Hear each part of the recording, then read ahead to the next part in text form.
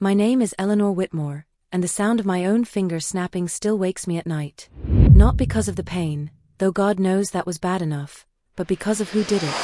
Because when your own son twists your hand until the bone breaks, when he does it with cold eyes and clenched teeth while his wife watches from the doorway with her arms crossed, something inside you shatters too.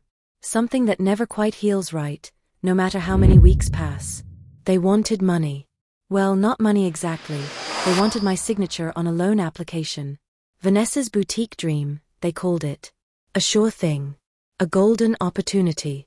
All I had to do was sign my name, put my house and my life savings on the line for a business plan scribbled on the back of a napkin. When I said no, Gregory grabbed my wrist. When I said no again, he twisted. And when I gasped and tried to pull away, he squeezed harder until I heard that sick little pop, like a twig breaking underfoot. I didn't scream.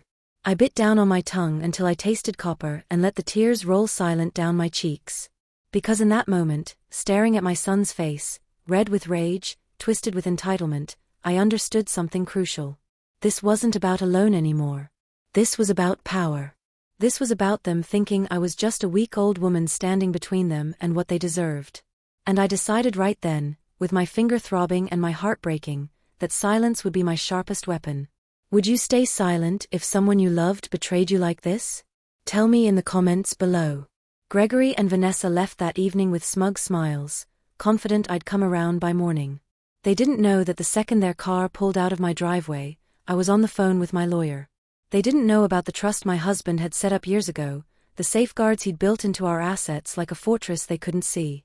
They thought they knew me, thought they knew how much I'd take before breaking. Hi viewers, kindly tell us where you're watching from and what time it is. Warm welcome to the family, enjoy the story. But they were wrong. Because that night, while my finger swelled purple and fat, while I wrapped it in ice and swallowed 2 aspirin with shaking hands, I made one more call. Then another. By midnight, every asset I owned had been moved, locked, sealed so tight that no forged signature could touch it. My husband used to say that the best defense isn't a high wall, it's a trap your enemy doesn't see until they're already caught in it. The next morning, I watched through my kitchen window as Gregory's truck pulled up to First National Bank downtown. Even from my house 3 blocks away, I could picture his swagger, that cocky grin he'd worn since he was 16 and thought the world owed him everything. Vanessa would be beside him in her designer knockoffs, already spending money they didn't have, already picking out fixtures for a boutique that would never open. I poured myself coffee with my good hand, the broken finger taped stiff against a splint I'd made from a wooden spoon and medical tape. The coffee tasted bitter. Everything tasted bitter now. But I drank it anyway, imagining the scene playing out downtown. Gregory sliding those papers across the desk. The banker typing my name into the system. The pause. The frown. The computer screen flashing red. My husband taught me many things in our 47 years together, but the most important lesson came in his final months. We were sitting on the back porch, him wrapped in blankets even though it was July, and he squeezed my hand and said, "Eleanor, never let anyone make you small. Not even family.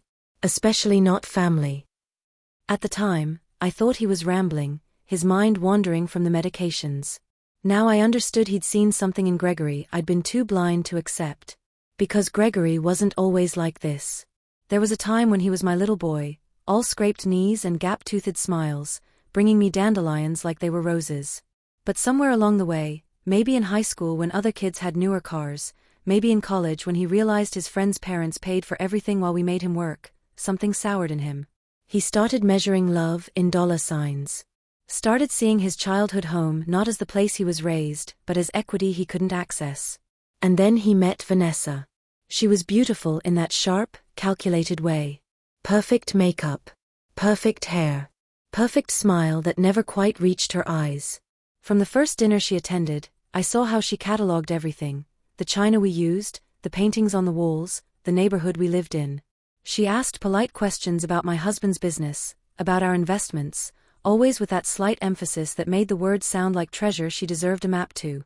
After they got engaged, the requests started small. Could they borrow $500 for a security deposit? Could I co-sign a car lease? Each time I said yes, thinking this was what mothers did. Thinking maybe I was being too hard, too suspicious. But my husband saw through it. 3 months before he died, he made me promise something. Don't let them bleed you dry, he whispered. I've protected you, but you have to be strong enough to use those protections. I didn't understand then. I understood now. By 9:30 that morning, my phone rang. I let it go to voicemail. It rang again. And again. I could picture Gregory's face turning from confident to confused to angry. Could imagine Vanessa's perfectly manicured nails digging into his arm as the banker explained that no, they couldn't process this loan. That the signatures didn't match. That the assets listed as collateral were held in an irrevocable trust that required the trustee's physical presence to access. That attempting to use forged documents was fraud. The phone kept ringing. I unplugged it from the wall. My finger throbbed with each heartbeat, a steady reminder. But the pain felt different now. Cleaner somehow. Because every pulse of hurt was matched by a pulse of satisfaction. They thought they'd broken me into submission. They thought one moment of violence would crack open the vault. Instead, all they'd done was show me exactly who they'd become. And tomorrow, I knew, the real consequences would start spreading through our small town like ink through water. But that wasn't what made me smile as I sat at my kitchen table, cradling my damaged hand. What made me smile was knowing that Gregory was standing in that bank right now, frozen like a statue, watching his entire future collapse into dust. Because he'd forgotten the most important rule my husband ever taught us both: never mistake silence for weakness. He thinks he has won. He has no idea what I've already done. People think wealth is about numbers in a bank account, but that's not what my husband taught me.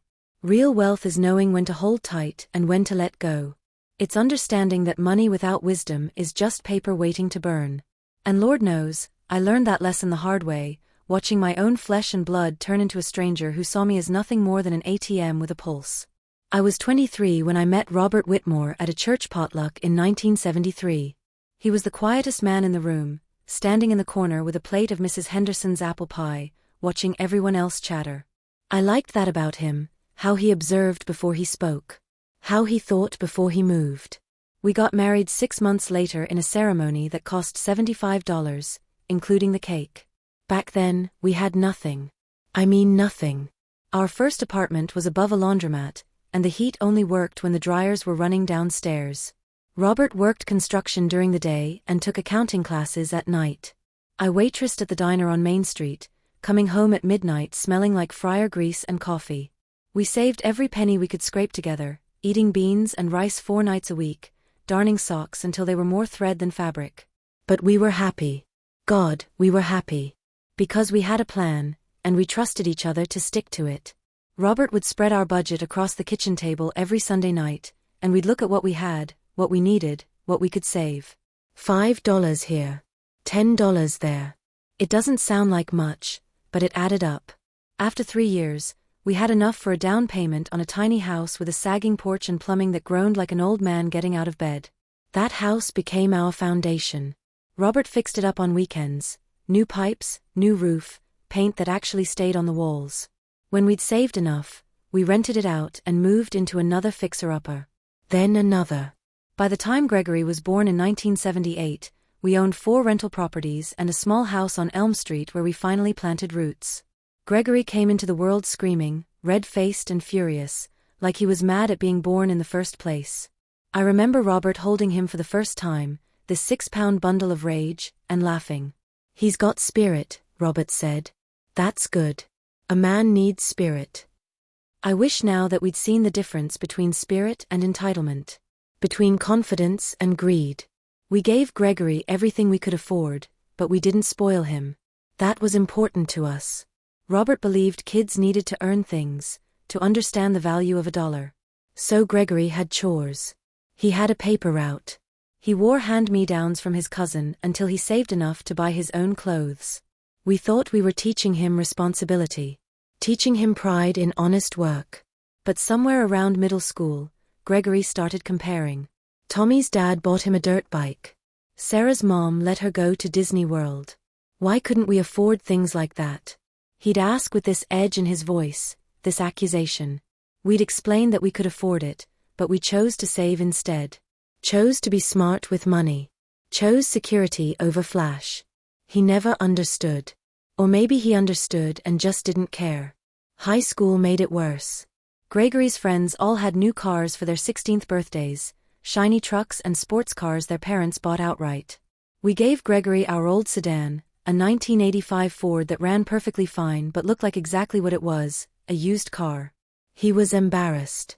I could see it in how he'd park 3 blocks from school, how he'd never offer anyone rides home. Do you think we were too hard on him? Tell me in the comments what you would have done. When Gregory graduated, we offered to pay for community college if he lived at home and kept working part-time. Full ride, no loans, no debt. But that wasn't good enough for him. His friend Jason was going to State University, living in the dorms, having the real college experience. Gregory wanted that too. We said fine, but he'd need to take loans for the difference. That's when he first looked at me with that expression, like I was deliberately keeping him from the life he deserved. He went to State University. Took out $40,000 in loans. Came home every Thanksgiving and Christmas complaining about how broke he was, how unfair it was that we had money but wouldn't help him more. Robert would sit quietly through these rants, and later in bed he'd say to me, "Eleanor, we're losing him." I'd tell him no, Gregory was just young, just frustrated. He'd grow out of it. But Robert was right. We were losing him. After college, Gregory bounced between jobs. Nothing was ever quite right. The pay was too low. The hours were too long. His boss didn't appreciate him. Meanwhile, we kept collecting rent, kept maintaining our properties, kept saving. We'd worked for 40 years at that point, and we'd built something solid. Not flashy, not impressive to look at, but secure. Safe. Enough to retire on. Enough to pass down. That's when Vanessa entered the picture. She was 28 to Gregory's 31 when they met at some bar downtown. He brought her to dinner 2 weeks later, and I knew immediately. Not because she said anything wrong or did anything obvious. It was the way her eyes moved around our dining room, calculating. The way she asked questions that seemed innocent but weren't. "Oh, you own rental properties? How many? This is such a lovely neighborhood. Have you lived here long? Gregory mentioned you're retired. That must be nice, having financial freedom." Robert squeezed my hand under the table. Our signal. He saw it too. After they left that night, we sat on the back porch, and Robert said, "She's going to be trouble." I wanted to argue. Wanted to believe my son had found someone who genuinely cared about him. But the truth was sitting heavy in my chest like a stone. Vanessa didn't love Gregory. She loved what she thought Gregory had access to. They got engaged 6 months later. Vanessa wanted a big wedding, venue, flowers, photographer, open bar, the works. A $30,000 fairy tale. She looked at me with those wide eyes and said, "I've always dreamed of a beautiful wedding. My parents can't afford it, and Gregory's been working so hard. I thought maybe, as a gift, you could help us start our marriage right." I said no. Not because we couldn't afford it. We could. But because I'd learned from watching my own parents bend over backward for my brother, giving him everything he asked for until there was nothing left. He died broke at 55, still asking for handouts. I wasn't going to do that to Gregory. Wasn't going to teach him that big expenses were someone else's problem. Vanessa's sweet smile cracked just a little. "I see," she said. "Well, I guess we'll figure it out ourselves." The way she said it made it clear whose fault it was that they'd have to struggle. Gregory didn't speak to me for 2 months after that. They had their wedding. Borrowed money from credit cards and Gregory's friends. It was lovely, I'll give her that. But I watched them that day, and all I could think was, this is the beginning of the end. Because Vanessa had tasted no, and people like Vanessa don't handle no very well. The requests started small after the wedding. Could we lend them $2,000 for a security deposit on a nicer apartment? Could we co-sign a car lease since Gregory's credit wasn't great? Each time, it was presented as temporary, as a favor, as family helping family. And each time I said yes, I felt Robert's lessons slipping further away. Felt myself becoming the very thing we'd promised we'd never be. Robert saw it happening. 6 months before the cancer took him, he sat me down with his lawyer and restructured everything. Put all our assets into an irrevocable trust with protections I didn't fully understand at the time. "Promise me," he said, his voice already weak. "Promise me you won't let them destroy what we built. Gregory's still young. Maybe someday he'll understand." But don't let them bleed you dry before he gets there. I promised. And then I watched my husband die, and I was alone with my memories and my properties and my son who barely visited unless he needed something. When Gregory married Vanessa, I thought he'd finally found his anchor. Instead, he found gasoline for his fire. The phone calls started again around noon. I'd plugged the landline back in, and it immediately began its shrill ringing, over and over like an alarm that wouldn't shut off. I stood in my kitchen, watching it vibrate against the counter, and felt nothing. No guilt. No concern. Just a cold, clean satisfaction that tasted like justice on my tongue. On the 7th ring, I picked up. Mother. Gregory's voice was tight, controlled. The voice he used when he was trying not to explode. We need to talk. I said nothing. Just held the receiver against my ear and listened to him breathe, harsh and fast. The bank says there's a problem with the paperwork. They're saying the signature doesn't match. They're saying his control slipped. They're saying you moved everything into some kind of trust. That nothing can be accessed without you being physically present. What the hell did you do? I protected myself, I said quietly. From fraud. The silence on the other end was thick enough to choke on. Then Vanessa's voice in the background, sharp and demanding, let me talk to her. Don't bother coming by, I continued. I won't be answering the door. And Gregory? My finger is broken. I'm thinking about whether to report that. I'm thinking real hard. I hung up before he could respond. My hands were shaking, but not from fear. From anger. From 43 years of motherhood collapsing into this single moment where I had to choose between protecting my son from consequences or protecting myself from my son. Robert would have been proud. Robert would have done this years ago. Let me tell you about the boy Gregory used to be, before I tell you about the man he became. When Gregory was 7, he found a baby bird that had fallen from its nest in our backyard. He brought it inside in his cupped hands, tears streaming down his face, begging us to save it. Robert showed him how to make a little box with a heating pad, how to feed it with an eyedropper. Gregory sat with that bird for 3 days straight, missing playtime with his friends, checking on it every hour. When it died on the 4th morning, Gregory cried so hard he threw up. That's the boy I remembered. The boy who cared so much it hurt him. When Gregory was 12, he spent an entire summer mowing lawns to save up for a new bicycle. Not because we wouldn't buy him one, but because he'd seen Robert working on the rental properties and decided he wanted to buy something with his own money.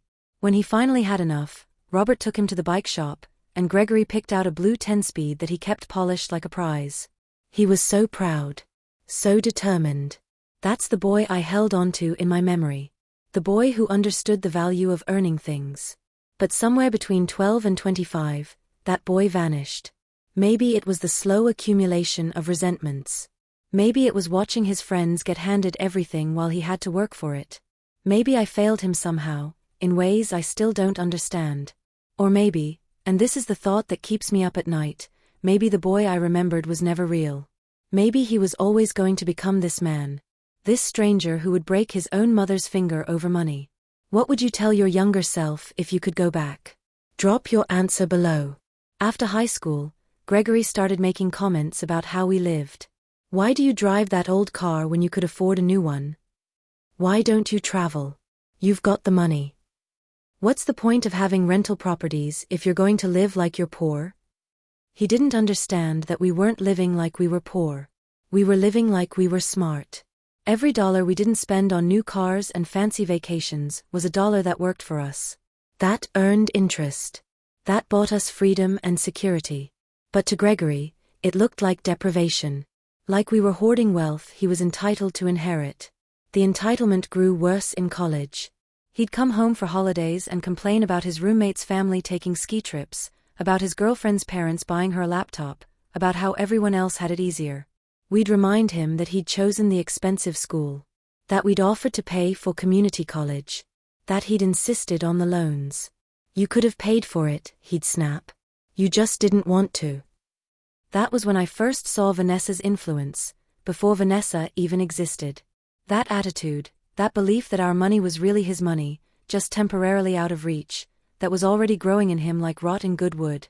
By the time Gregory finished college and started working, the resentment had calcified into something harder. He'd visit once a month, always tense, always looking around our house like he was taking inventory. After Robert got sick, those visits became negotiations. Gregory would sit at the kitchen table and suggest we sell one of the rental properties to free up cash for medical expenses. Never mind that we had insurance. Never mind that we had savings specifically set aside for emergencies. You're sitting on all this equity, he'd say. It doesn't make sense. Liquidate. Enjoy your life. What he meant was, give me my inheritance now. Robert saw through it. One night, about 8 months before he died, Gregory had pushed especially hard about selling a property. After he left, Robert looked at me with those tired eyes and said, "He's not worried about us. He's worried we'll spend his inheritance on staying alive." I'd cried that night. Cried because it was true. Cried because my son had become someone who calculated my husband's worth by how much would be left over after the funeral. Vanessa made everything worse because she validated Gregory's ugliest impulses. Before her, at least he felt some shame about his greed. Some awareness that constantly asking for money made him look bad. But Vanessa swept in and told him he was absolutely right. His parents were selfish. His parents were sitting on a fortune they didn't deserve. His parents owed him. She said these things sweetly, like she was on his side against the world. And Gregory, who'd always been weak when it came to being liked, who'd always needed validation, soaked it up like a sponge. The first time Vanessa asked me for money directly, it was 6 months after their wedding. She showed up at my door on a Tuesday afternoon, all smiles and perfume, carrying homemade cookies she'd definitely bought from the bakery. We sat in my kitchen, and she talked about her dreams. She'd always wanted to open a boutique, she said. She had such an eye for fashion. All her friends said so. She'd found the perfect location downtown, but the lease required first and last month's rent plus a security deposit. $10,000. I know it's a lot, she said, reaching across the table to touch my hand. But Gregory and I have been struggling. We want to start a family someday, but we need to get financially stable first. This boutique could change everything for us. And I promise, the minute we're profitable, we'll pay you back. I looked at her expensive manicure, her designer purse, the diamond earrings Gregory definitely couldn't afford. And I said, no, sweetheart. If you want to start a business, you need to do it with your own capital. That's how you know it's viable. Her smile stayed perfect, but her eyes went cold. I see. Well, I suppose I shouldn't be surprised. Gregory warned me you were tight with money. After she left, I found myself shaking. Not from anger. From recognition. Because I'd seen women like Vanessa before. Women who learned early that pretty smiles and sob stories could open wallets. Women who saw kindness as weakness and family as a resource to be mined. That evening, Gregory called. Why would you embarrass Vanessa like that? She came to you in good faith, and you treated her like a gold digger. Son, I said carefully, if her business idea is solid, a bank will loan her the money. If it's not solid, I'm not going to either. He hung up on me. Didn't speak to me for 3 weeks. That's when I knew for certain, I'd lost my son. Not to death or distance or time. I'd lost him to his own greed, amplified by a woman who knew exactly how to play him. Gregory wasn't always like this. But Vanessa changed everything. Vanessa DeMarco, that was her maiden name, came from what she called a modest background, which was her polite way of saying broke. Not regular broke, but the kind of broke where your electricity gets shut off in winter and your mom dates men based on their credit scores. I didn't learn most of this until later, piecing together stories from Gregory's friends and things she'd let slip when she'd had too much wine at Christmas dinner. She grew up in a trailer park 40 miles outside of town, raised by a single mother who worked 3 jobs and still couldn't make rent. Vanessa learned early that being pretty was currency.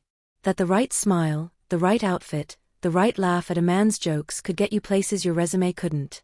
By 16, she was dating the captain of the football team, a boy whose father owned the largest car dealership in the county. By 18, she'd borrowed $5,000 from him for cosmetology school and disappeared the day after graduation. I'm not judging her survival. Life is hard when you start with nothing. But there's a difference between working your way up and climbing over people to get there. Vanessa was a climber. She worked at an upscale salon in the city for a few years, building a client list of wealthy women who trusted her with their hair and their secrets. That's how she learned to dress like money even when you don't have it. How to talk about wines and vacation spots and country clubs like you belonged there. How to make people believe you were one of them, just temporarily down on your luck. When she met Gregory at that bar, she was 30 days away from being evicted from her apartment. Her boss at the salon had just fired her for stealing from the register. Her last boyfriend had dumped her when he realized she'd maxed out his credit cards. She was desperate, and desperation makes people dangerous. Gregory told me they met cute, he'd spilled his drink on her, and she'd laughed instead of getting mad. He bought her a new one, they talked all night, and he felt like he'd found his soulmate. What he didn't know was that Vanessa had spotted his watch first. A Seiko his grandfather had left him. Not expensive by rich people standards, but nice enough to signal family money somewhere in the background. She asked all the right questions that night. Where did he grow up? What did his parents do? Did he own his apartment or rent? When he mentioned that his parents owned rental properties, I imagine her heart rate picked up. When he complained about how they refused to help him financially, I imagine she smiled and thought, perfect. Because Vanessa didn't want a man with money. She wanted a man with access to family money. A man who resented his parents enough to be easily manipulated. A man who felt entitled to wealth he hadn't earned but believed was rightfully his. Gregory checked every box. Their first date, she wore an outfit that cost more than her rent, bought on credit, naturally. She let him talk about himself all night, nodding sympathetically when he complained about his childhood, his job, his parents' stinginess. She told him he deserved better. That he was special. That anyone could see he came from quality, even if his family didn't appreciate him. Gregory ate it up. Finally, someone who understood him. By date 3, she was asking gentle questions about his family's financial situation. How many properties did they own? What were they worth? Had they planned their estate? She couched it as concern, wanting to understand his family, his background. But really, she was calculating. Adding up numbers. Planning her future. Have you ever met someone who changed someone you love for the worse? Tell us your story in the comments. I met Vanessa 2 weeks into their relationship, and I saw exactly what she was within 5 minutes. It's not that she was obvious about it, she was far too smart for that. But I'd been poor once. I knew the difference between someone who'd earned their confidence and someone wearing it like a costume. She complimented everything in my house, just a little too enthusiastically. Oh, this china is gorgeous. Is it an heirloom? Your neighborhood is so charming. I bet property values are excellent here. Gregory says you're retired. You must have planned so carefully. Every compliment was really a question. Every question was really an appraisal. Robert caught it too. After dinner, while Vanessa was in the bathroom, he leaned over and whispered, "She's trouble, Eleanor. Pure trouble." Gregory heard him and his face went red. "You haven't even given her a chance," he hissed. "You're judging her because she's not from some fancy family." That wasn't it at all. I'd have loved Gregory to marry someone from a modest background, someone who understood hard work and sacrifice. But Vanessa didn't understand those things. She understood entitlement. She understood taking shortcuts. She understood that the fastest way to wealth was marriage, not merit. For the next 6 months of their courtship, I watched Vanessa slowly poison Gregory's mind against us. She never said anything direct, she was too clever for that. Instead, she'd make little comments. "Your mom seemed a bit cold when I mentioned wanting to start a family someday. It's interesting how your parents have so much but live so modestly, they must really value money over experiences. My ex-boyfriend's parents gave us a trip to Mexico for our 6-month anniversary, but I'm sure your parents show love differently." Each comment was a tiny knife, cutting away at whatever respect Gregory still had for us. And each time, she'd follow up with reassurance, "But it's okay, baby. We'll build our own life. We don't need their help." Which only made Gregory want to prove we should have offered help in the first place. The engagement came fast. Gregory proposed after 7 months, and that's when Vanessa's mask really started slipping. She wanted a big wedding, and when we said we couldn't fund it, she cried. Real tears. I'll give her that. She told Gregory that every girl dreams of a beautiful wedding, that his parents obviously didn't care about his happiness, that if they really loved him they'd want to make this day special. Gregory came to us angry. "It's my wedding. Your only son's wedding.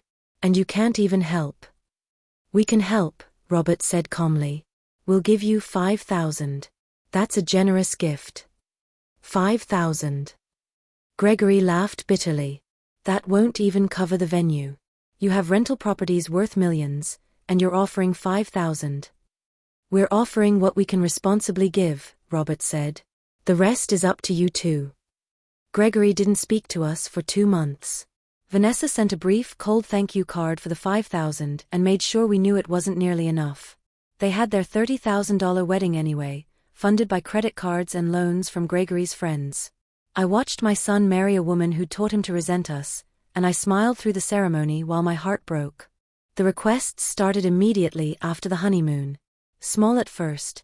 Could we loan them $2,000 for moving expenses? Could we co-sign a car lease? Each time framed as temporary, as a one-time favor, as something they'd pay back soon. And like a fool, I said yes. Over and over, I said yes, because saying no meant weeks of silence. Meant Gregory's angry phone calls. Meant Vanessa's passive-aggressive comments at family dinners. Robert hated it. You're feeding a monster, he'd say. Every time you give in, you teach them that pressure works. But he was getting sicker, and I was getting weaker, and it seemed easier to hand over a few thousand than to fight. The boutique idea came about a year into their marriage. Vanessa announced it at Sunday dinner like it was already a done deal. She'd found a location. She had a business plan. All she needed was capital, about $50,000 for build-out, inventory, and 6 months of operating expenses. Her eyes gleamed when she said it, watching me carefully. That's wonderful, I said. Have you approached any banks? Her smile tightened. Banks want collateral. We don't have any. Then perhaps you're not ready to open a business, Robert said quietly. He was thin by then, his hands shaking from the medication. But his mind was sharp as ever. Vanessa's expression went cold. With all due respect, Mr. Whitmore, Gregory and I are young and ambitious. We can't all sit on our assets and watch life pass by. The table went silent. Gregory stared at his plate. Robert stared at Vanessa. And I felt something crack inside me, the last bit of hope that maybe Vanessa cared about Gregory for reasons beyond his last name. That night, Vanessa whispered into Gregory's ear, and by morning, he came knocking with papers in his hand. The papers appeared on my kitchen table like a snake I hadn't seen slithering through the grass. Gregory laid them out carefully, his hands steady but his jaw tight. Vanessa stood by the doorway, arms crossed, watching me like I was a puzzle she was about to solve. It was 9 a.m. on a Tuesday, and I was still in my bathrobe, my coffee growing cold in my favorite mug, the one Gregory had made me in 3rd grade art class. We need you to sign this, Gregory said. No greeting. No how are you, Mom? Just straight to business. I pulled the papers closer, my reading glasses sliding down my nose. It was a loan application for $75,000. Co-signer required. Collateral, my house on Elm Street, the house Robert and I had lived in for 37 years. The house where Gregory had grown up. Where he'd taken his first steps and lost his first tooth and learned to ride a bike in the driveway. This is for the boutique, Vanessa said from the doorway, her voice honey-sweet. We've revised our business plan. The bank says with a co-signer who has equity, we're guaranteed approval. I looked up at my son. You want me to put my house up as collateral for your wife's store? It's not just her store, Gregory said defensively. It's our business. Our future. Then your future should be able to stand on its own feet. The temperature in the room dropped. Vanessa's smile flickered. Gregory's hands curled into fists on the table. Mom. His voice was strained. We've been planning this for months. Vanessa's done all the research. The profit margins on boutique retail are incredible. We'll pay back the loan in 3 years, maybe less. I thought of Robert's words, echoing from the grave. If a business cannot stand on its own, it is not ready to stand at all. No, I said quietly. I won't sign. Vanessa pushed off from the doorframe. Mrs. Whitmore, I don't think you understand how hard we've worked on this. We've sacrificed. We've saved. We're not asking for a handout, we're asking for support. For family to help family. You've been married 18 months, I said, looking at her directly. You've asked me for money 7 times. I've given it to you 6 times. The answer today is no. This is different, Gregory snapped. This isn't a loan between family. This is a real business opportunity. The bank is willing to approve us, we just need your signature. I slid the papers back across the table. If the bank thinks you need a cosigner, they don't trust you'll pay it back. And if they don't trust you, why should I? That's when Gregory's face changed. The frustration gave way to something harder. Something I'd never seen directed at me before, rage. You know what your problem is? He stood up so fast his chair screeched against the floor. You're selfish. You've always been selfish. You and Dad, sitting on your little empire, acting like you built something special. You have more money than you could spend in 2 lifetimes, and you won't help your own son. Gregory. No. He jabbed a finger at me. You're going to listen for once. My whole life, I watched you pinch pennies and lecture me about responsibility while you sat on rental income that could have made all our lives easier. You could have paid for my college. You could have helped with the wedding. You could have given us a down payment on a house. But no, you're too busy being wise with money. Vanessa had moved closer, standing just behind Gregory's shoulder. She wasn't saying anything, but her presence was loud. Supporting him. Encouraging him. Your father and I worked for everything we have, I said, keeping my voice level even though my heart was pounding. We lived in an apartment above a laundromat and ate beans for dinner so we could save. We taught you the same values. You taught me to resent you, Gregory interrupted. You taught me that family comes second to precious financial security. Well, congratulations. You've got your security. And you'll die alone with it. The words hit me like a slap. I felt tears prick my eyes, but I blinked them back. Crying would show weakness, and I couldn't afford weakness right now. If you had to choose between helping family or protecting yourself, what would you do? Drop your thoughts below. I'm not signing the papers, I said, my voice barely above a whisper. And I think you both should leave. Mom. Gregory's tone shifted, trying to recalibrate. Just think about it. Sleep on it. We don't need an answer right this second. Yes, you do, Vanessa cut in, her voice sharp now. The honey was gone. The bank needs the paperwork by Friday. We can't wait for her to think about it for 2 weeks. She looked at me, and her eyes were chips of ice. Sign the papers, Eleanor. You owe Gregory that much. I don't owe anyone my house. You owe him for 33 years of disappointing him, Vanessa said, stepping around Gregory to lean on the table. For making him feel like he wasn't good enough. For choosing money over his happiness every single time. So sign the damn papers and for once in your life, put your son first. I stood up, my chair scraping back. I'm 74 years old, but in that moment I felt ancient. Get out of my house. Not until you sign, Vanessa said. Vanessa, Gregory started, but she waved him off. No, Gregory. We've been too nice. Too patient. Your mother needs to understand that we're serious. That we're not leaving here without her signature. My hand was shaking as I pointed toward the door. Get out. Vanessa grabbed the papers and thrust them toward me. Sign them. No. She moved closer, invading my space, her perfume overwhelming. Sign them or I promise you, you'll regret it. Is that a threat? It's a promise, she hissed. You think Gregory will keep visiting? Keep calling? You're already alone, Eleanor. You want to spend your last years completely abandoned? Sign the papers. I looked past her to Gregory, standing frozen behind his wife. Waiting for him to step in. To defend me. To be the boy who'd cried over a baby bird. But that boy was gone. In his place stood a man who wouldn't meet my eyes. Mom, he said finally. Just sign. Make this easy. No. That's when he moved. Fast. Before I could step back, Gregory grabbed my wrist, his fingers digging into my skin. You're going to sign. Let go of me. Not until you stop being stubborn. He pulled me toward the table, reaching for a pen with his other hand. I tried to yank my arm back. Gregory, stop. He twisted my wrist, forcing my hand down toward the papers. I grabbed the edge of the table with my free hand, fighting him. Vanessa was saying something, but I couldn't hear her over the rushing in my ears. Gregory was stronger than me. Younger. His grip was iron. Just sign, he growled through clenched teeth. I tried to pull away again, and that's when it happened. He twisted harder, yanking my arm at an angle it wasn't meant to go, and I felt my pinky finger bend back, too far. The sound was small. A pop, like a knuckle cracking. But the pain was enormous. It shot up my arm and exploded in my brain, white-hot and nauseating. I gasped, bit my tongue, tasted blood.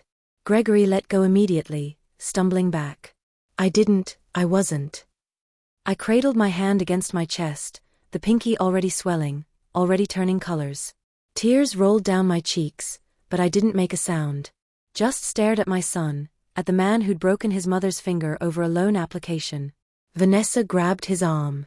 We should go. Mom, I didn't mean. Get out, I whispered. They left. The door slammed. I stood alone in my kitchen, holding my broken finger, watching through the window as they climbed into Gregory's truck and drove away. Vanessa was already on her phone. Gregory stared straight ahead, his jaw set. I didn't call the police. Didn't call anyone. Just wrapped my finger in ice and sat at my kitchen table, staring at those unsigned papers. And somewhere between the pain and the shock, I made a decision. When I said no a second time, Gregory's face changed, and then he lunged for my hand. Pain has a strange way of clarifying things. When your finger is broken, swelling purple and throbbing with every heartbeat, your mind strips away all the nonsense and sees straight to the truth. And the truth I saw, sitting at my kitchen table with ice wrapped around my hand, was this: my son had crossed a line he could never uncross. The moment his fingers twisted my bone until it snapped, he'd stopped being my child and become my enemy. I didn't cry. Not anymore. Tears were for grief, and I'd already grieved the loss of my son years ago. This was just the final confirmation. The funeral for a relationship that had been dead and rotting for longer than I'd wanted to admit. Instead, I picked up my phone with my good hand and made a call. Martha? It's Eleanor Whitmore. I need you to come to my house. Tonight. And bring the trust documents Robert set up. Martha Chen had been Robert's lawyer for 20 years. She was sharp as a tack and twice as tough, a woman who'd built her practice from nothing and didn't take garbage from anyone. When Robert got sick, he'd spent hours with her, updating our estate plan, putting protections in place that I hadn't fully understood at the time. Everything okay, Eleanor? Her voice was concerned. No, I said. But it will be. She arrived at 7, carrying a briefcase and a box of Chinese takeout. You sounded upset, she said. Figured you might not have eaten. That's the kind of woman Martha was. Practical. Kind. The sort of friend you want in your corner when the world turns ugly. We sat at my kitchen table, the same table where Gregory had grabbed me hours earlier, and she spread out documents while I tried to eat fried rice with my left hand. My right hand was useless, the pinky taped to the ring finger with medical tape and wooden splints I'd fashioned from popsicle sticks. What happened to your hand? Martha asked, her eyes narrowing. I told her everything. The loan application. The pressure. Gregory's rage. The twist. The snap. I spoke calmly, factually, like I was describing something that had happened to someone else. Martha's face grew darker with every sentence. Eleanor, that's assault. You need to file a police report. No, I said. That's not the kind of justice I want. Then what kind do you want? I looked down at the trust documents. Robert saw this coming, didn't he? That's why he set all this up. Martha nodded slowly. He was worried. Especially in those last months. He saw how Gregory was changing, how Vanessa was pushing him. He wanted to make sure you'd be protected.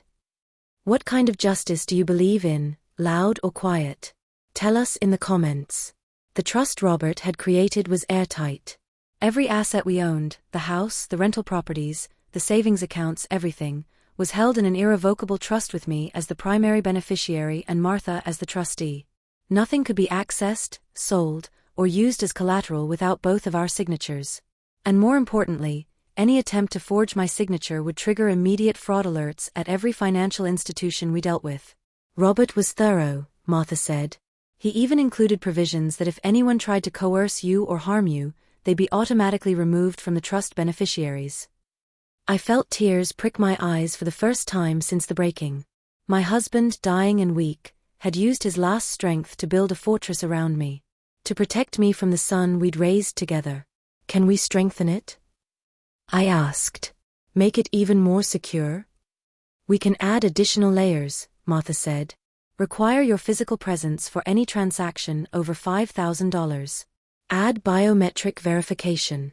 Flag any suspicious activity. Do it, I said. All of it. Tonight. We worked until midnight. Martha made calls, sent encrypted emails, set up new protocols with the banks. By the time she left, my assets were locked down tighter than Fort Knox. No signature on earth could access my money except mine, given in person, with Martha present, after answering security questions only I could answer. If Gregory tries anything now, Martha said at the door, he'll trigger every fraud alert in the system. The banks will know immediately. Good, I said. Let them know. After Martha left, I sat alone in my dark kitchen. My finger throbbed. My heart ached. But my mind was clear. Because I knew what was coming next. Gregory and Vanessa weren't going to give up. They'd waited too long, planned too much. They'd try the papers anyway, believing they could forge my signature, believing I was too weak or too scared to stop them. They had no idea what they'd unleashed. I thought about calling Gregory, warning him, giving him one last chance to back away from the cliff edge. But then I flexed my broken finger and felt that sick pop again in my memory, and I knew, some people only learn through consequences. Some people have to fall before they'll stop walking. The night stretched long. I couldn't sleep. Every time I closed my eyes, I saw Gregory's face, not the angry man who'd hurt me, but the 7-year-old boy crying over a dead bird. The 12-year-old proud of his bicycle. The teenager who'd hugged me at his high school graduation and whispered, "Thanks for everything, Mom." When had I lost that boy? Was there a specific moment, or had it been a slow erosion, so gradual I hadn't noticed until there was nothing left but a stranger wearing my son's face? Around 3 a.m, I made peace with it. Some losses you can't prevent. Some endings are written in stone long before you see them coming. Robert had known. That's why he'd built the protections. That's why his last words to me were about staying strong. By the time the sun rose, I'd made my decision. I wouldn't just protect myself. I would let Gregory destroy himself. I would give him enough rope, and I would watch, silent and still, as he hanged himself with his own greed. The next morning, I watched through my kitchen window as Gregory's truck pulled up to First National Bank downtown. I couldn't see it from my house, of course. But in my mind, I saw it clear as day. Saw him strutting through the doors, papers in hand, Vanessa on his arm. Saw his confidence.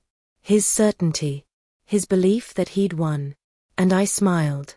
Because while they celebrated their victory, the trap was already closing around them. While they laughed in the next room, I was quietly securing my future with one phone call. The beautiful thing about letting people destroy themselves is that you don't have to do anything. You just have to step back and watch gravity work. That's what Robert used to say when we dealt with difficult tenants or crooked contractors. Don't fight them, Eleanor. Just document everything and let them tie their own noose. I spent that morning doing normal things. Made coffee with my left hand. Took my blood pressure medication. Watered the plants on the front porch. My finger throbbed in its makeshift splint, but I'd stopped taking pain pills. I wanted to feel it. Wanted the reminder of what my son had become. Around 10, Martha called. "They're at the bank," she said. "First National just flagged a suspicious loan application with your information. The signature doesn't match. They're running it through fraud detection now." What happens next? Bank protocol requires them to verify directly with you. They'll call you first. If you confirm it's fraud, they'll confront whoever submitted it. And if I don't answer? The system defaults to fraud protection. The application gets rejected, and the bank has to report the attempt to authorities. I turned off my phone's ringer. An hour later, my landline started ringing. I let it ring 17 times before it stopped. Then it started again. I poured myself more coffee and watched a bird build a nest in the oak tree outside my window. Life going on. Nature doing what it does. Building. Creating. Surviving. My phone buzzed with texts. Gregory, Mom, the bank is calling you. Please answer. Then, there's some confusion with the paperwork. We just need you to confirm a few things. Then, Mom, answer your phone. I deleted each message without reading past the first few words. Around noon, the bank called Martha. She called me right after. It's done, she said. The application was rejected. Fraud alert flagged. The bank manager pulled Gregory and Vanessa into an office to discuss the discrepancies. What did they say? According to my contact there, Gregory claimed you'd signed the papers last night. Said you'd agreed to everything. But when they compared the signature to the one on file, it wasn't even close. And when they pulled up your account, they saw all the changes we made, the new security protocols, the trustee requirements. Gregory tried to backtrack, said maybe he'd grabbed the wrong papers, but the damage was done. I closed my eyes, picturing the scene. Gregory's confusion giving way to panic. Vanessa's perfect composure cracking. The bank manager's professional concern turning to suspicion. Did they call the police? Not yet. But they've flagged Gregory's information in the system. If he tries this anywhere else, red flags will pop up immediately. And Eleanor? Martha paused. The bank manager suggested you might want to file a police report. For the assault and the fraud attempt. I'll think about it, I said. But I wouldn't. Because police reports made noise, and I wanted silence. Wanted Gregory to sit with his failure, with the consequences spreading through town like ripples in water. Wanted him to realize that his mother, the weak old woman he'd broken and dismissed, had outmaneuvered him without saying a single word. Have you ever gotten revenge without lifting a finger? Share your story below. That afternoon, Gregory's truck appeared in my driveway. I watched from the living room window as he climbed out, moving slowly, his shoulders slumped. He looked 10 years older than he had yesterday. Defeated. Lost. He knocked on the door. Mom? I know you're in there. Please. We need to talk. I stayed silent, still as a statue. Mom, I messed up. I know I messed up. But you have to understand, we're desperate. The boutique is our only chance to get ahead. To build something. I wasn't trying to hurt you. I got frustrated. It was an accident. The word accident hung in the air like poison. As if breaking your mother's finger could ever be accidental. As if rage and violence were just unfortunate mistakes. Please, he said, his voice cracking. Don't do this.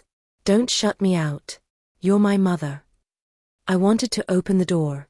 Wanted to look him in the eye and ask when I'd stopped being his mother and become his obstacle. Wanted to ask if he remembered the bird, the bicycle, the 1,000 small kindnesses I'd given him over 33 years. But I stayed silent. Because words wouldn't change anything. Words wouldn't undo the breaking.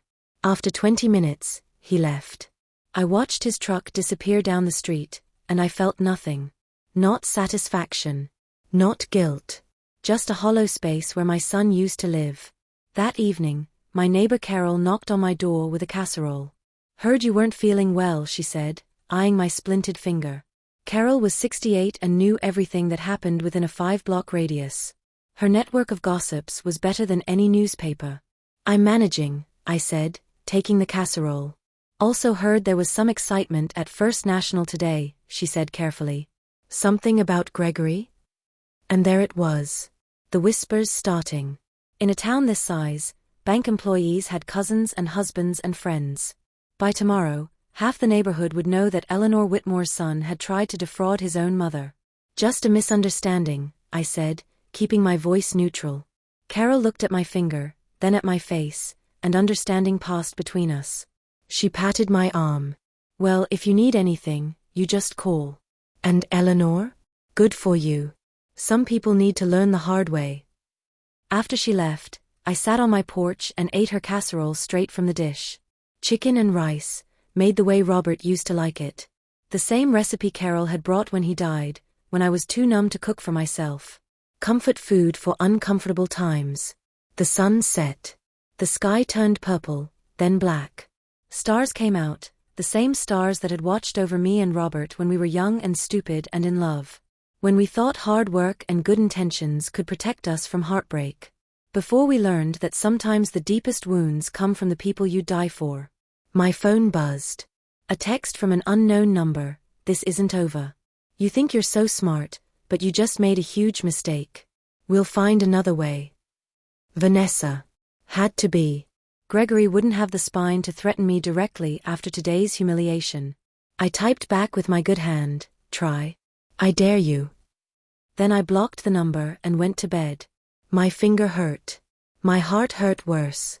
But I slept the deep, dreamless sleep of someone who knows they've done the right thing, no matter how much it costs.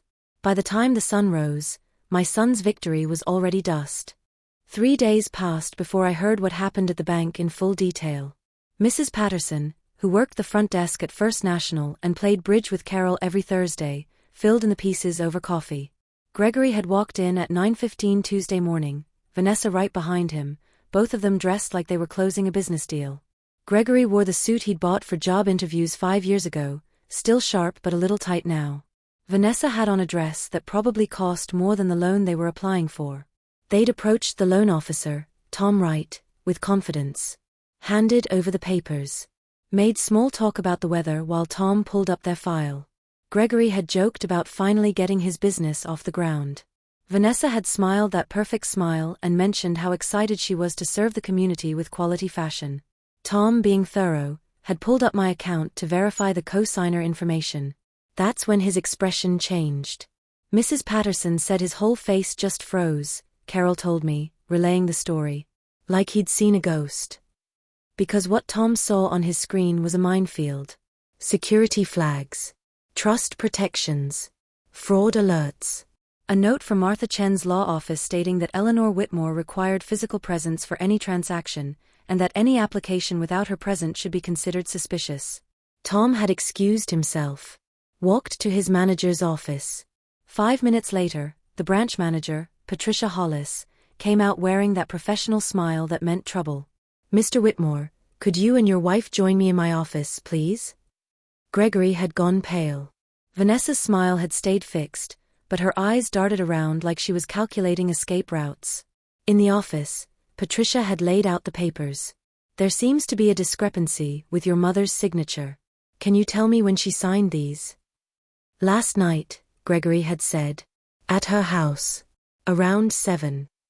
Patricia had pulled out a signature card from my file, the one I'd updated with Martha 3 nights ago. The signatures didn't match. Not even close. Gregory's forgery was amateur, shaky, nothing like my actual signature. That's interesting, Patricia had said, because Mrs. Whitmore updated her account security Tuesday evening with her attorney. And she made no mention of co-signing any loans. What would you say if you were caught in a lie like this? Comment below. Gregory had tried to backpedal. Maybe he'd grabbed the wrong papers. Maybe his mother had signed a draft and he'd accidentally submitted that instead of the final version. Maybe there was confusion about which documents were which. But Vanessa had made it worse. She'd leaned forward and said, "Look, we know Eleanor can be difficult. She probably forgot she signed. She's getting older, you know. Memory issues." Patricia's expression had turned to ice. Mrs. Whitmore was here yesterday. She seemed perfectly lucid when she added biometric verification to her accounts. That's when Gregory realized he'd been outmaneuvered. That his weak, elderly mother had somehow known what he'd planned and built a wall so high he couldn't even see the top. His face had gone from pale to red to gray, cycling through every shade of humiliation. "I think we're done here," Patricia had said. "I'll need to keep these documents for our records. And Mr. Whitmore? I'd strongly suggest you have a conversation with your mother. A real one." They'd left the bank 15 minutes after arriving. Mrs. Patterson said Vanessa stormed out first, her heels clicking like gunshots on the marble floor. Gregory had followed, shoulders hunched, looking like a man walking to his execution. By noon, the story had spread. By evening, half the town knew. And in a small town, reputation is currency. Gregory had just declared bankruptcy. I heard it in the grocery store 2 days later. Women whispering in the produce aisle, falling silent when I walked past. I heard it at the pharmacy, where the clerk looked at me with newfound respect. I heard it at church on Sunday, where people who'd barely acknowledged me for years suddenly wanted to shake my hand and ask how I was doing. Heard about the trouble with Gregory, they'd say, eyes gleaming with curiosity. Such a shame. You must be devastated. I'd smile and say nothing. Let them draw their own conclusions. Let them see a frail old woman who'd been wronged and had quietly fought back. Let them tell their friends, their family, their hairdressers. Let the story grow with each telling until Gregory couldn't walk into a store without seeing people whisper. Gregory called every day. Left voicemails that started angry and defensive. You sabotaged us. You humiliated us on purpose. And slowly deteriorated into desperate pleading, Mom, please. We can't get a loan anywhere now. My credit's ruined. Vanessa's furious. Just talk to me. I deleted each message without listening to the end. Vanessa, I heard through Carol's network, was falling apart. She'd expected a quick win. A signature, a loan, a boutique, and the life she thought she deserved. Instead, she'd gotten public humiliation and a husband whose name was now synonymous with fraud. She'd been seen screaming at Gregory in the parking lot of the grocery store. Seen crying in her car outside the bank. Seen packing boxes in their apartment at midnight. The consequences were spreading like cracks in ice. Gregory lost his job. His boss didn't want someone with fraud allegations on the payroll. Their landlord declined to renew their lease, didn't want that kind of tenant. Their friends stopped inviting them places, didn't want the drama. And through it all, I said nothing. Did nothing. Just lived my life, watered my plants, collected my rent checks, and watched as my son's world collapsed under the weight of his own choices. Martha called every few days to check on me. You okay, Eleanor? This is heavy stuff. I'm fine, I'd say. And I was. My finger was healing crooked. The doctor said it would never be quite straight again, but it didn't hurt anymore. Just reminded me every time I looked at it, this is what betrayal costs. This is what justice looks like. 2 weeks after the bank incident, Vanessa left. Packed up while Gregory was out looking for work, took everything worth taking, and disappeared. Left a note on the kitchen counter, I can't do this anymore. I married you thinking you were going somewhere. Clearly, I was wrong. Gregory showed up at my door that night. I heard him before I saw him, heard his truck door slam, heard his footsteps on my porch, heavy and uneven. When I looked through the peephole, he was crying. Mom, he sobbed. Please. She's gone. Everything's gone. I lost my job. I lost my apartment. I lost everything. Please, you have to help me. I stood on the other side of the door, hand on the knob, and listened to my son fall apart. Part of me, the part that remembered the baby bird, the bicycle, the gap-toothed smile, wanted to open the door. Wanted to pull him inside and fix it like I'd fixed every scraped knee and broken toy of his childhood. But the other part, the part with the crooked finger, knew better. Knew that opening that door would mean letting him skip the lesson he needed to learn. Would mean teaching him that consequences could be avoided if you cried hard enough. So I stayed silent. And after an hour, Gregory left. When the banker leaned forward and asked Gregory to explain the forged signature, the smug grin finally vanished. The town gossip network is brutal and efficient. Within 3 weeks of the bank incident, everyone knew. The librarian knew. The mailman knew. The teenagers working the drive-thru at McDonald's knew. Gregory couldn't go anywhere without being recognized as the man who'd tried to steal from his own mother. I watched it unfold from my quiet house, my plants thriving on the windowsill, my routine unchanged.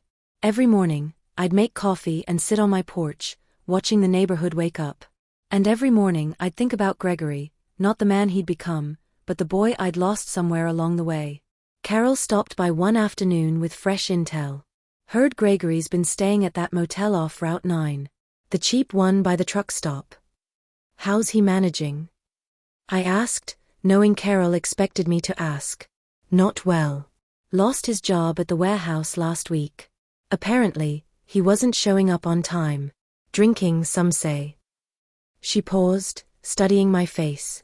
You know, Eleanor, if you wanted to reach out. I don't, I said firmly. She nodded, understanding but not quite approving. Carol believed in forgiveness, in second chances, in family sticking together. She didn't understand that some breaks can't be mended. Some wounds go too deep. But the truth was more complicated than I let on.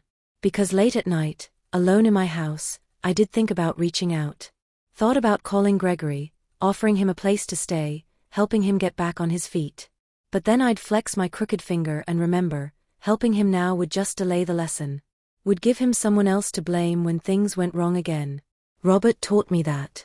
In his final months, when he was lucid and clear-headed between doses of morphine, he'd said, some people have to hit absolute bottom before they'll look up. If you catch them on the way down, they'll just resent you for not catching them sooner. A month after Vanessa left, Gregory showed up at my door again. But this time, he was different. Thinner. Older. The arrogance burned away, leaving something raw and honest behind. Mom, he said when I opened the door, just a crack, the chain still latched. I'm not here to ask for money. I'm not here to ask for anything. I need to say something. I waited. I'm sorry. For everything. For the loan application. For your finger. His voice cracked. For becoming someone you couldn't recognize anymore. Tell us about a time someone apologized to you. Did you forgive them? Share in the comments. Sorry doesn't fix bones, I said quietly. I know. But it's all I have right now. He looked down at his hands that had twisted my wrist until my finger snapped. Vanessa's gone. My job's gone. My apartment's gone. And I'm starting to think that maybe I deserve to lose it all. Maybe you did. He flinched but didn't argue. I've been sleeping in my truck. Picking up day labor when I can find it. And every night, I think about what you and Dad tried to teach me. About working for things. About earning instead of expecting. And I realize I spent 33 years learning all the wrong lessons. What do you want from me, Gregory? Nothing, he said. I just wanted you to know that I finally understand. It took losing everything, but I get it now. You weren't being mean or stingy. You were trying to teach me something I refused to learn.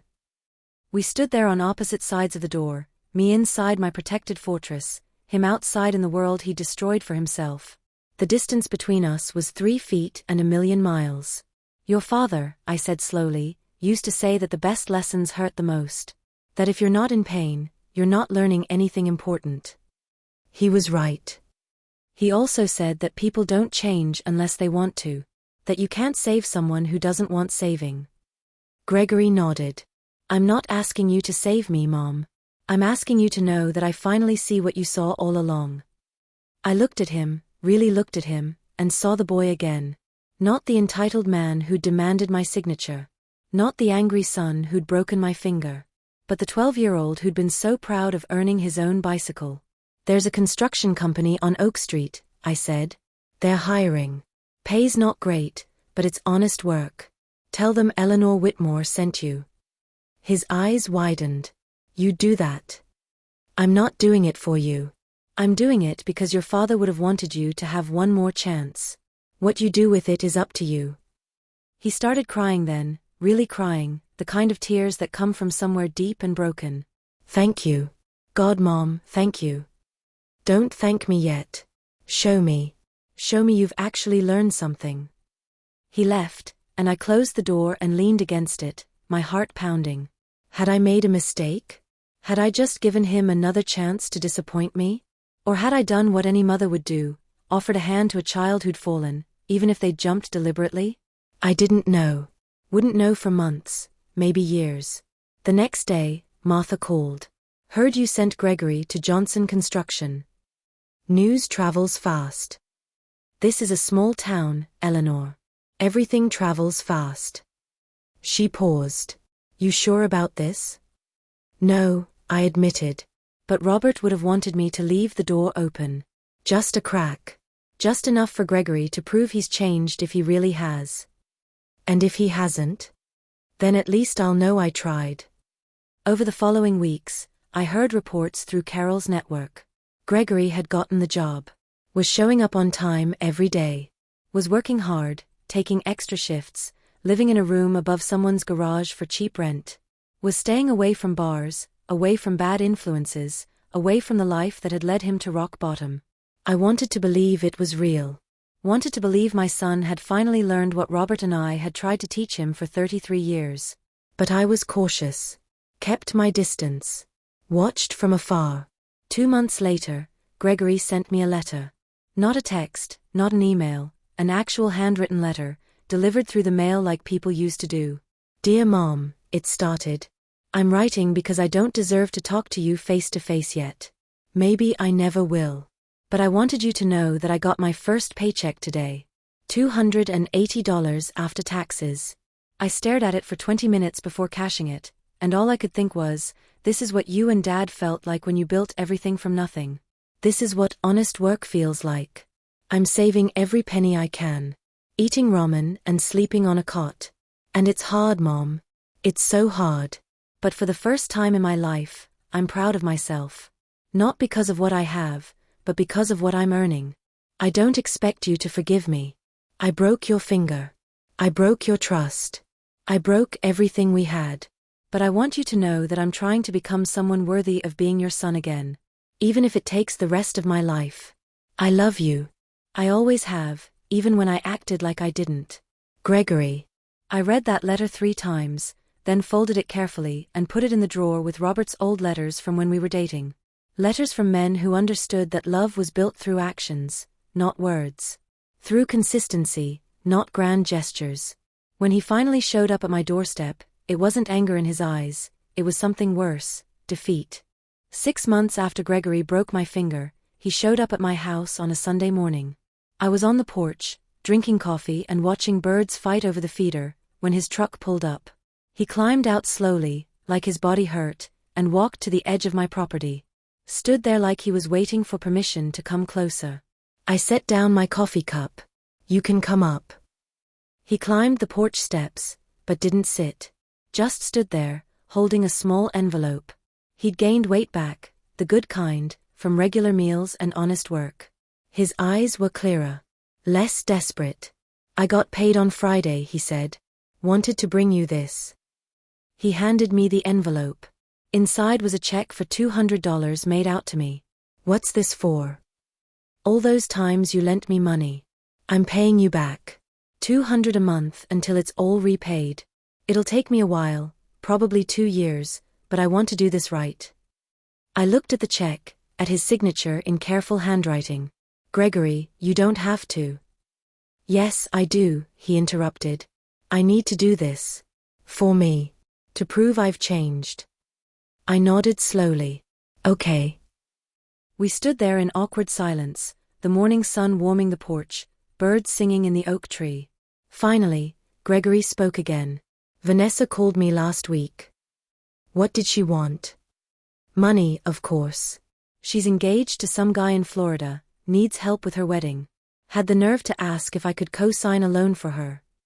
He laughed, bitter and short. I told her to try my mother, see how that works out. Despite everything, I smiled. A small smile, but real. I've been thinking a lot about Dad, Gregory said, staring out at the street. About all the things he tried to teach me that I refused to hear. About working for what you have. About the difference between building wealth and just having money. I wish I could tell him I finally understand. He knows, I said. Wherever he is, he knows. If you've ever had a second chance to make things right, tell us about it in the comments. Gregory visited every Sunday after that. Never stayed long, just long enough to sit on the porch, drink coffee, talk about his week. He told me about his job, about the skills he was learning, about the guys he worked with. Simple things. Honest things. I didn't forgive him right away. Forgiveness isn't a switch you flip, it's a door you open slowly, checking each time to make sure the person on the other side has actually changed. But week by week, visit by visit, I felt something shift. Not back to how it was, that was gone forever, like my straight finger. But forward to something new. One Sunday, about 8 months in, Gregory brought a toolbox. Noticed your porch railing is loose. Thought I could fix it. I watched him work, his hands confident and sure, measuring twice and cutting once like Robert used to do. Watched him take pride in a job done right, not for money or recognition, but because it needed doing. When he finished, he packed up his tools and washed his hands with the garden hose. Mom, can I ask you something? Go ahead. Why didn't you press charges? After the finger, after the fraud attempt. You could have had me arrested. I looked at my crooked pinky, bent at an angle that would never be straight. Because charges would have been about punishing you. I wanted something different. What did you want? I wanted you to punish yourself. To feel the weight of your choices. To hit bottom and decide on your own whether to stay there or climb out. I met his eyes. If I'd pressed charges, you'd have blamed me. Blamed the system. Blamed everyone but yourself. This way, you had no one to blame. He nodded slowly. That's brutal, Mom.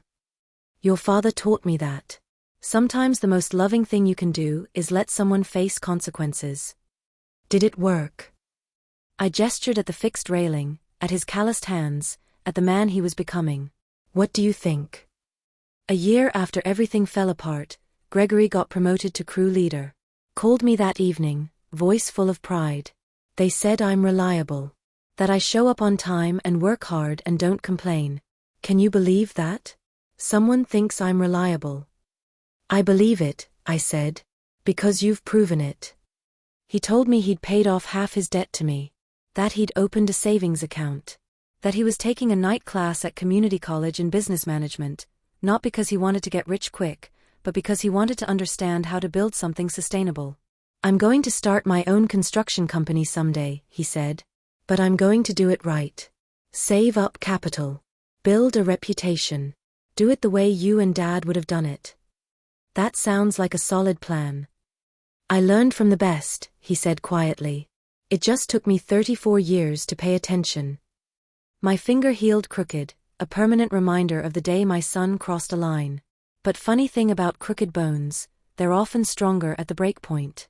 The body overcompensates, builds extra calcium, reinforces the weakness. My finger bent wrong, but it didn't break again. Same with my relationship with Gregory. It would never be what it was, that innocent mother-son bond where he was my baby and I was his hero. That was broken beyond repair. But what grew in its place was something harder.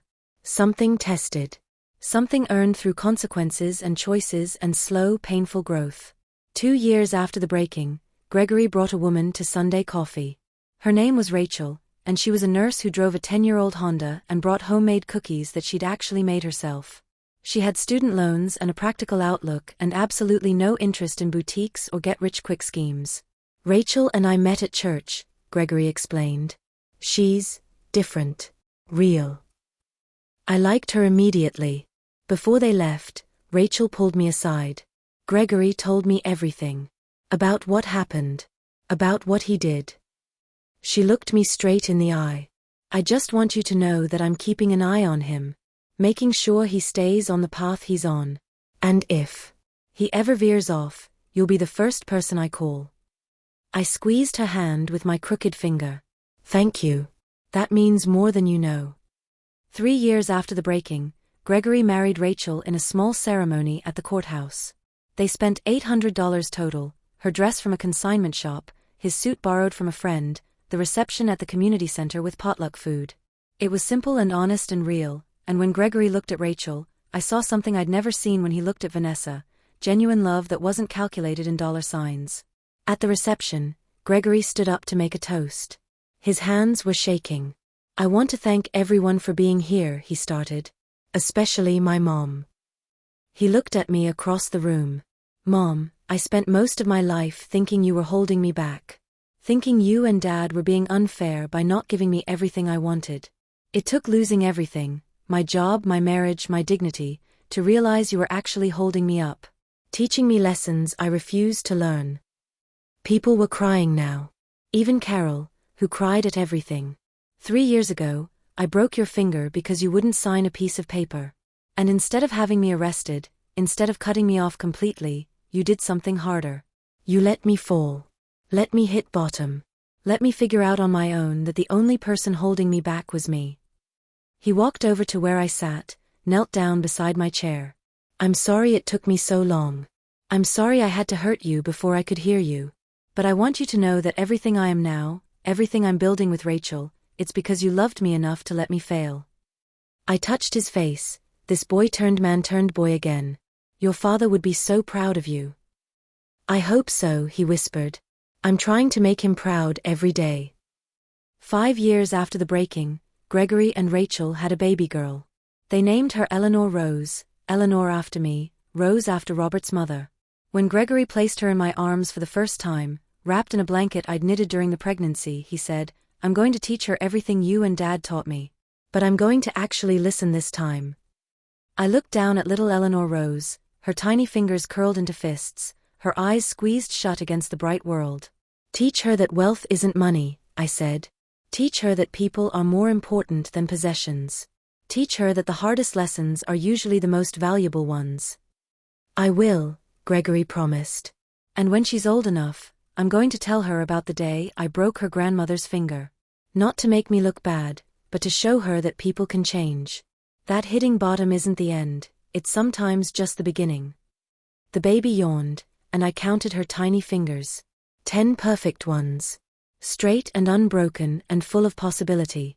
Now, 8 years after the breaking, I'm 82 years old. My finger is still crooked, but it doesn't hurt anymore. Just reminds me every time I look at it, justice doesn't always come loud and fast. Sometimes it comes quiet and slow, like water wearing down stone. Gregory owns his own small construction company now, started it 3 years ago with money he'd saved, not borrowed. He employs 5 people, pays them fairly, and has a reputation for honest work. He and Rachel bought a modest house, not because it's all they could afford, but because it's all they need. They live within their means, save for their daughter's education, and build their life one careful choice at a time. What lesson from your parents took you the longest to understand? Share in the comments, your story might help someone else. Last Sunday, little Eleanor Rose sat on my porch and asked me about my finger. Why is it bent funny, Grandma? Gregory tensed, but I smiled. Because sometimes when things break, they heal crooked. But that doesn't mean they're not strong. Does it hurt? Not anymore, sweetheart. Now it just reminds me of something important. What? I looked at Gregory, who was watching us with careful eyes. It reminds me that the people we love the most can hurt us the deepest. But it also reminds me that broken things can still be beautiful. And that sometimes, the crooked path leads us exactly where we need to be. Gregory's eyes filled with tears, but he smiled. Robert was right about everything. He knew Gregory needed to fall. He knew I needed to be strong enough to let him. He knew that real love isn't about protecting people from consequences, it's about believing they're strong enough to survive them. Every time my son looks at me now, I wonder if he remembers the sound my finger made when it snapped. The truth is, I know he does. He carries that sound with him the way I carry this crooked bone, as a reminder of who we used to be and how far we've come from that dark moment in my kitchen. Wealth, I've learned, isn't the money sitting in your bank account or the properties you own. Real wealth is wisdom. It's knowing when to hold tight and when to let go. It's understanding that you can give a fool all the gold in the world, and he'll still find a way to lose it, but a wise person can build an empire from nothing but determination and honest work. Justice doesn't need a courtroom or a policeman. Sometimes justice is just the weight of your own choices pressing down until you finally look up and decide to change. Sometimes the greatest strength isn't shouting when you're hurt, it's watching quietly as truth reveals itself. My finger may have healed crooked, but my resolve never did. It stayed straight and strong through every test, every moment I wanted to give in, every time I wanted to rescue Gregory from consequences he'd earned. And because I held firm, because I loved him enough to let him fall, my son learned to fly. Not high and fast like he'd always wanted, but steady and sure, building altitude through his own effort. The way his father and I had flown for 50 years. That's the real story. Not about revenge or bitterness or an old woman getting even. It's about a mother loving her son enough to let him become a man. About patience and consequence and the slow, painful work of transformation. Every time my son looks at me now, he sees not just his mother, but the woman who refused to let him stay broken. Who believed that somewhere under the entitled angry man was still the boy who'd cried over a bird and saved for a bicycle and had the capacity to be better. And every time I look at my crooked finger, I see proof that broken bones can heal stronger. That broken relationships can rebuild into something honest. That broken people can become whole again, not perfect but real. That's justice. That's love. That's what Robert taught me and what I taught Gregory and what Gregory will teach little Eleanor Rose. Some things are worth breaking for. Some lessons can only be learned through pain. And sometimes, the deepest cut becomes the strongest scar. My name is Eleanor Whitmore. My son broke my finger when I refused to sign his wife's loan. I bit back tears, silent in the pain. The next morning, he strutted into the bank, certain of victory. But when the screen flashed his fate in bold letters, he froze, as if turned to stone. And from that moment of breaking came years of healing. Not back to what was, but forward to what could be. That's not just my story. That's the story of anyone who's ever had to choose between enabling and empowering. Between protecting and preparing. Between short-term peace and long-term growth. If this story touched something in you, if you've ever had to make impossible choices about people you love, then you understand. The crooked path isn't always the wrong one. Sometimes it's the only way forward. And sometimes, the best thing you can do for someone is absolutely nothing at all. If this story moved you, if it made you think about your own relationships and the hard choices love sometimes demands, then share it with someone who needs to hear it. Subscribe to this channel so you don't miss more stories of quiet justice, hard lessons, and the complicated truth about family.